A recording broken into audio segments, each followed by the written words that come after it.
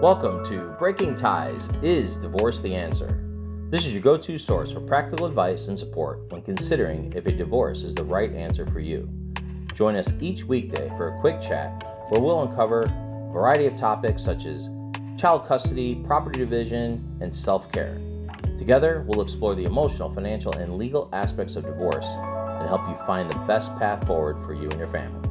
Here is your host and Certified Divorce Financial Analyst Professional, Mike Fulkerson. Hello, and welcome to another episode of Breaking Ties, Is Divorce the Answer?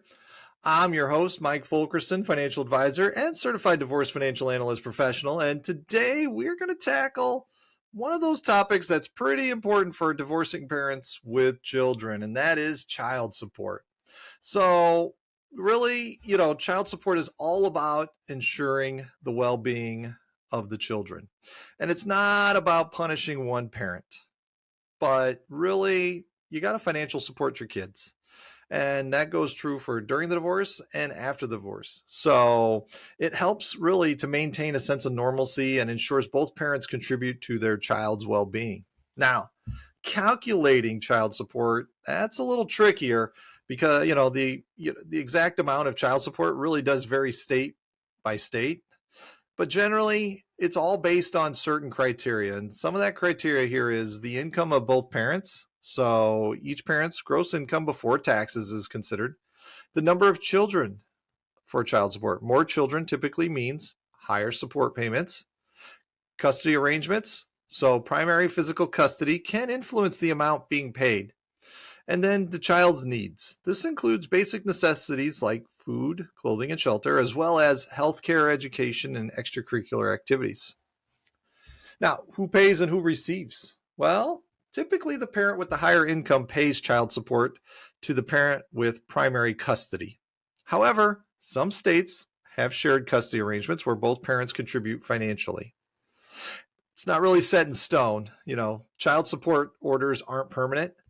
If there's significant change in income for either parent, the child's needs change, or there's a shift in custody arrangements, the child support order can be reviewed and modified by the court.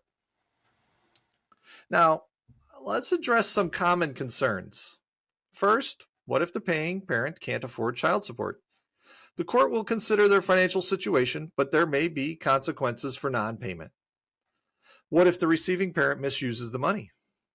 Child support is meant for the child, so discuss any concerns with a divorce attorney.